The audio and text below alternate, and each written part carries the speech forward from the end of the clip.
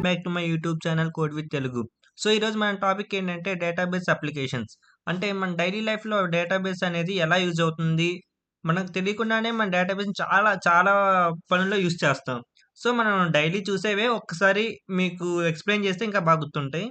So, first one వచ్చేసరికి banking systems. Banking సిస్టమ్స్‌లో ఎలా యూజ్ చేస్తారంటే డేటాబేస్‌ని కస్టమర్ డేటా స్టోర్ చేయడానికి, ట్రాన్సాక్షన్స్‌ని స్టోర్ చేయడానికి, అంటే ప్రతి ట్రాన్సాక్షన్ అనేది స్టోర్ అయ్యి ఉంటది. అంటే ఫర్దర్ యూజర్స్‌కి ఖచ్చితంగా ప్రతి ఒక్క ట్రాన్సాక్షన్ అనేది స్టోర్ అయ్యిద్ది. అది ఎక్కడ స్టోర్ అయ్యిద్దంటే డేటాబేస్‌లో స్టోర్ అయ్యిద్ది. నెక్స్ట్ బ్యాలెన్సెస్ ఇయన్నీ బ్యాంక్‌లో జరిగే ప్రతి ఒక్కటి అంటే మళ్ళీ అందులో డిఫరెంట్ సెక్షన్స్ ఉంటాయి. ఇప్పుడు ఏటీఎంకి సంబంధించిన స్టోరేజెస్ అన్నీ ఒక దగ్గర ఉంటాయి. సో, డిఫరెంట్ డిఫరెంట్ డేటాబేస్ అన్నీ బ్యాంక్‌లో ఉంటాయి. So, different types of data different వేస్‌లో స్టోర్ అవుతుంది. నెక్స్ట్ వన్ వచ్చేసరికి రైల్వే రిజర్వేషన్. రైల్వే రిజర్వేషన్ మనం ఇప్పుడు ఏదైనా ట్రైన్‌కి గాని, దేనికైనా రైల్వే రిజర్వేషన్ అని కాదు, దేనికైనా రిజర్వేషన్ చేసేటప్పుడు మన డేటా అనేది సేవ్ అయ్యిద్ది. సో, ఆ పాసెంజర్ రికార్డ్స్ గాని, టికెట్ బుకింగ్ గాని, సోర్స్, డెస్టినేషను, సీట్ ట్రాకింగ్ ఏ సీట్ మనకి అలొకేట్ అయింది మొత్తం ప్రతి ఒక్క రికార్డ్ గూడా మనకి డేటాబేస్‌లో స్టోర్ అవుతుంది. నెక్స్ట్ వన్ వచ్చేసరికి కాలేజ్ మేనేజ్‌మెంట్. కాలేజ్ మేనేజ్‌మెంట్‌లో గూడా ఇప్పుడంటే కాలేజ్‌లో మనం చదువుతున్నామంటే మన డీటెయిల్స్ అన్నీ కాలేజ్ వాళ్ళ దగ్గర స్టోర్ అయ్యి ఉన్నాయి. మన basic details, marks, attendance, first sem marks, second sem marks అన్నీ ప్రతి ఒక్క స్టూడెంట్ డీటెయిల్స్ కాలేజ్ మేనేజ్‌మెంట్ వాళ్ళ దగ్గర స్టోర్ అయ్యి ఉంటాయి డేటాబేస్‌లో. Next one hospital systems. ఇప్పుడు చాలా హాస్పిటల్స్‌లో గూడా రికార్డ్స్ మెయింటైన్ చేస్తున్నారు. ఇంతకుముందు ఉండేవి కాదు గానీ, ఇప్పుడు ప్రతి ఒక్క హాస్పిటల్‌లో రికార్డ్స్ మెయింటైన్ చేస్తున్నారు.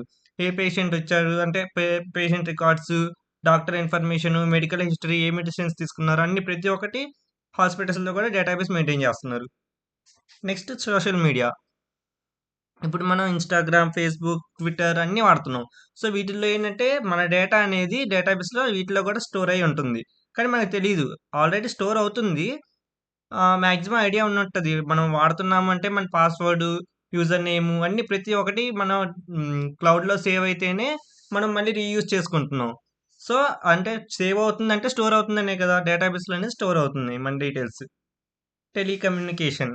ఇప్పుడు మన కాల్స్ ఏమైనా ప్రాబ్లమ్ వస్తే వెంటనే మన కస్టమర్ కేర్‌కి ఫోన్ చేస్తాం. వాళ్ళేమంటారు? వాళ్ళు కొద్దిసేపు చెక్ చేసి మన డేటా మొత్తం చెక్ చేసి ఏ టైంకి ఏం జరిగింది, ఇప్పుడు మన ట్రాన్సాక్షన్స్ మన అకౌంట్‌లో ఏమైనా డబ్బులు కట్ అయినాయి అనుకోండి, వెంటనే కాల్ చేస్తాం. కాల్ చేయంగానే వాళ్ళేంటంటే రికార్డ్స్ చెక్ చేస్తారు. ఏమైనా మెసేజెస్ వచ్చినాయా? ఓటీపీస్ వచ్చినాయా? మీ నంబర్‌కి ఏ టైంలో వచ్చింది? ఓటీపీ షేర్ చేసారా? ఇవన్నీ చెక్ చేసి చెప్తారు. సో, మన టెలికమ్యూనికేషన్‌లో కూడా డేటాబేస్ అనేది యూజ్ చేస్తారు. నెక్స్ట్ లైబ్రరీ మేనేజ్‌మెంట్‌లో గూడా. ఇంతకుముందు ఉండేది గానీ, లైబ్రరీ మేనేజ్‌మెంట్‌లో ఏంటంటే, ఇప్పుడు మాన్యువల్‌గా తీసేసి మొత్తం డిజిటల్‌గా వచ్చేసింది. సో, ఏ ఫ్లోర్‌లో ఏ బుక్స్ ఉన్నాయి, ఏ బ్రాంచ్ బుక్స్ ఎక్కడున్నాయి, అంతా డీటెయిల్స్ మొత్తం డేటాబేస్‌లో స్టోర్ చేసుకొని, ఈజీ యాక్సెస్‌గా పాసిబుల్ అయింది. నెక్స్ట్ కామర్స్ అంటే షాపింగ్స్‌కి.